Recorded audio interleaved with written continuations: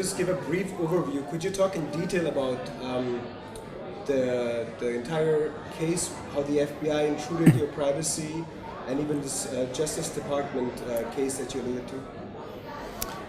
The FBI was sent, of course, by the Department of Justice, the Attorney General, because this was like the morning of the second day after the Attorney General of the United States, Gonzales, testified to the Senate Judiciary Committee about the terrorist surveillance program of the president, in which time all he talked about was the illegal, the warrantless wiretapping program, which was a minuscule amount of what was going on. I mean, we had the bulk surveillance of everybody, even at that time, and all the way back to 2001. That's when that started. So they didn't even talk about that, and they didn't even talk about any of the CIA programs or any of the other NSA programs that fell under the terrorist surveillance program, all of which were unconstitutional and illegal.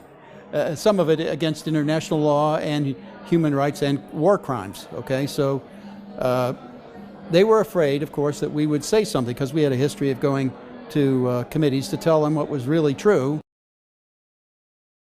So getting away from your experience and talking generally about the surveillance state, talk about its magnitude in scope. Are they able to spy on every single thing? Is it really that far now that they know what each and every person is doing on Earth? Yeah, it's pretty much that. It's in terms of collecting data of information like emails and phone calls and chatter and bank transactions, credit card use and things like that. Yes, they have the data, and now they have a program that just came out from the Edward Snowden material called Treasure Map, which is the objective is to be able to monitor the activities and movements minute by minute, day by day, of at least 4 billion people. Okay, so that means they will know where everybody in the world is, fundamentally. Those who use 4 billion is about the right number of people who use emails and things like, and computers or laptops and things of that nature, so that they can be traced as they move around.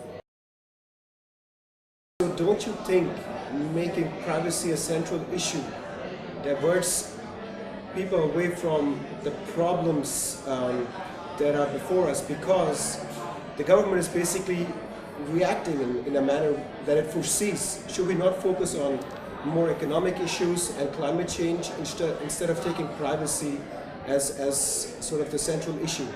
No, because privacy is the issue that underlines everything. It is the fundamental principle that governs freedom, initiative, creativity, and innovation.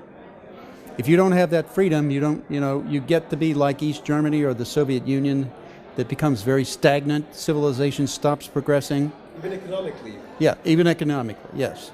Of course, because then what it does is it stymies creativity and innovation. That's what's going to save us on any of these issues. So you suggest hand-in-hand approach? Absolutely. William Binney, thank you for joining us today. Thank you.